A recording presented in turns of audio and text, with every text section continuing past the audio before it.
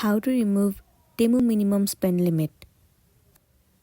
The very first thing you want to do is to head over to your application Temu. Enter your login credential as in your email address and the password and log into your specific account. Once you have been logged in, it will land you on this page. Now head over to You at the bottom. Now what you want to do is click on this headset icon at the top right corner of the screen. It will land you on this page. At the bottom, all you want to do is click on Contact Us. It will land you on the customer service page of Temu. You can simply chat with them and then take help. In this section, you have to type in Remove Minimum Spend Limit and then tap on Send at the bottom right corner. Wait for a while for them to respond. And they will end up sending this response to you.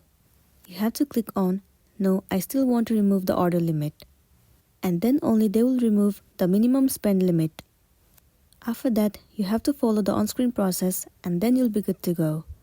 So that's all for today, and this is simply how you can remove minimum spend limit on Temu. Make sure to smash the like button and consider subscribing if you found this video helpful. We'll see you in the next one.